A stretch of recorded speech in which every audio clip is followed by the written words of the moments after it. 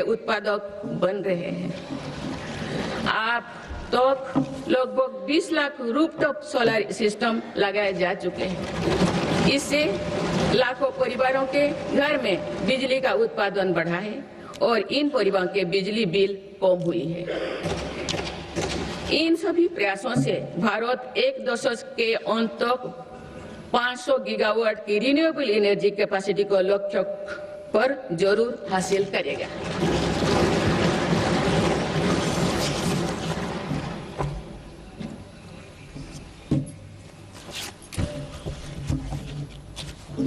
माननीय सदस्यगण, किसी भी न्याय व्यवस्था की वास्तविक सफलता इस बात से तय होती है कि उसके कानून नागरिकों से भय का नहीं बल्कि सुरक्षा, सुविधा एवं सशक्तिकरण का भाव पैदा करे। इस बात को ध्यान में रखते हुए भारतीय न्याय संहिता को तेजी से लागू किया गया है।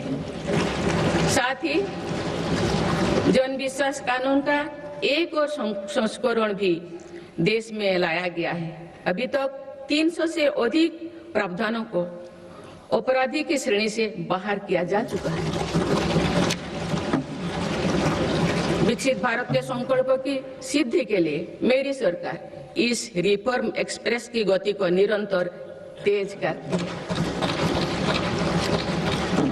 माननीय सदस्यगण, आजादी के बाद भारत की प्रगति को कुछ शहरों और क्षेत्रों से ज्यादा गति मिली।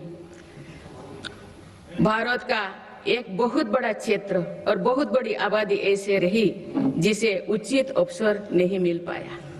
अब मेरी सरकार पिछले क्षेत्र और वंचित आबादी के सामर्थ्यों को विकसित भारत की ऊर्जा बना रहे हैं।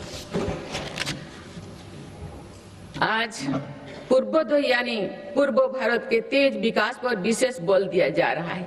आज पश्चिम बंगाल और ओडिशा के समुद्री क्षेत्रों में प्रगति की नई संभावनाएं बन रही है। पूर्वोत्तर का क्षेत्र भी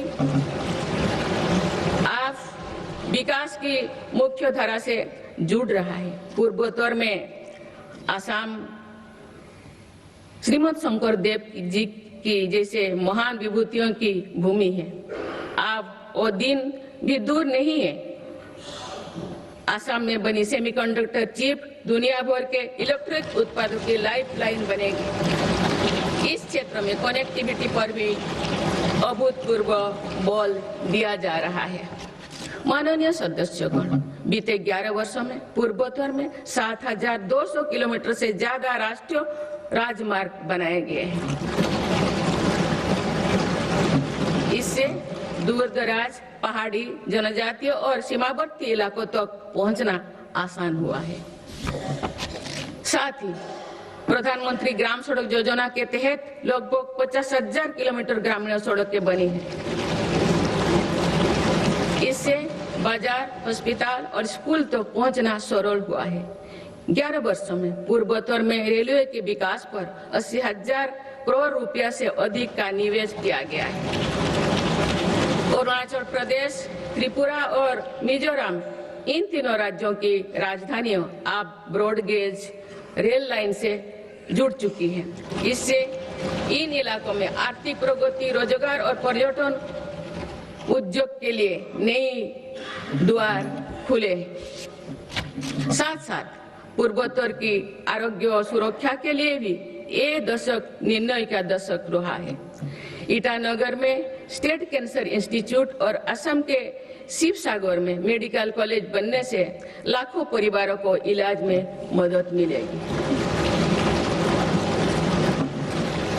सिक्किम के सिच्चे में मेडिकल कॉलेज और अगरतला में महिलाओं और बच्चों का अस्पताल बनने से भी बड़ी सुविधा होगी। इस तरह के प्रयासों से पूर्वोत्तर में एक बड़ा हेल्थ इंफ्रास्ट्रक्चर तैयार हो रहा है। माननीय सदस्यगण, जो पिछड़ा हो वो मेरी सरकार की प्राथमिकता है। पीएम जन धन योजना इसी